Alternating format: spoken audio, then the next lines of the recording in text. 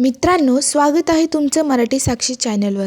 तर मित्रांनो, नुकताच आता ठरलं तर मग मालिका आणि नशीबवान मालिका या दोन मालिकांचा आपल्याला महासंगम पाहायला मिळणार आहे।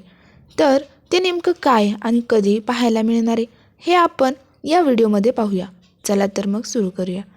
तर आता गिरिजा आणि रुद्रप्रताप व सायली अर्जुन हे आता तुळजापूरच्या देवीच्या मंदिरात आलेले असतात आणि मग तेव्हा गिरिजा रुद्रप्रताप हे दोघे त्यांच्या लग्नाची पत्रिका देवीसमोर सोबतच ठेवतात आणि मग पाया पडतात। तेव्हा अर्जुन हा त्या दोघांना म्हणतो, फायनली तुमचं ठरलं तर मग। आणि मग हो आता आम्ही खऱ्या अर्थाने नशीबवान। तेव्हा असं रुद्रप्रताप म्हणतो। मग तेव्हा गिरिजा कशीबशी स्माईल देत असते आणि मग तेव्हा सायली तिचा चेहरा पाहते आणि नंतर सायलीला हे थोडं वेगळं वाटतं।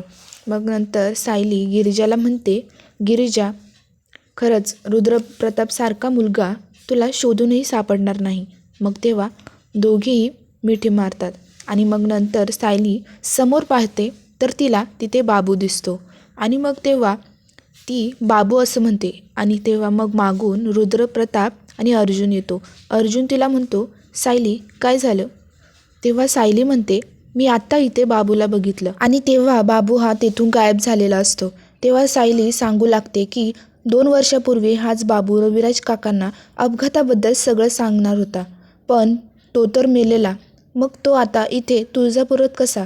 मग तेव्हा अर्जुन म्हणतो, चला शोधूया। मग सगळे हे शोधणार आहे काय सत्य येते।